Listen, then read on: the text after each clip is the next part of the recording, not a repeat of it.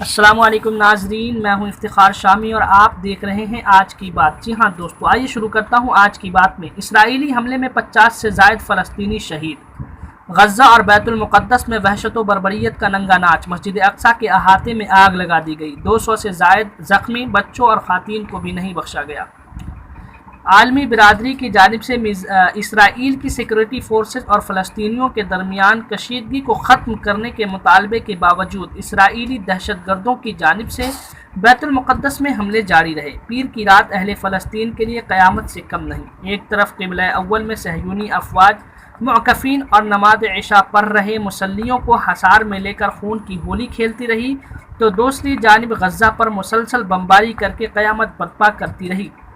غزہ پر پیر اور منگل کو ہوئی بمباری میں القسام بریگیڈ اور حماس کمانڈروں سمیت 50 سے زائد افراد شہید ہو چکے ہیں، جن میں کئی معصوم بچے بھی شامل ہیں۔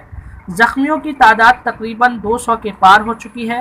ادھر مسجد اقصیٰ میں دیر رات گئے تک کشت و خوں کا بازار گرم رہا۔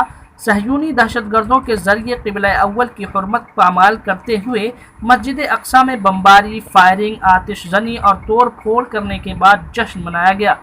اطلاعات کے مطابق بے رحم اسرائیلی فورسز نے غزہ پر فضائی بم برسا دیے، بچوں سمیت متعدد افراد کو شہید کر دیا۔ صہیونی بمباری کے بعد غزہ میں رقت آمیز مناظر دیکھنے میں آئے۔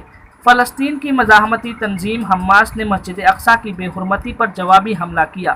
مقبوضہ بیت المقدس سے 100 کلومیٹر دور غزہ کی پٹی سے اسرائیل پر میزائل داغے۔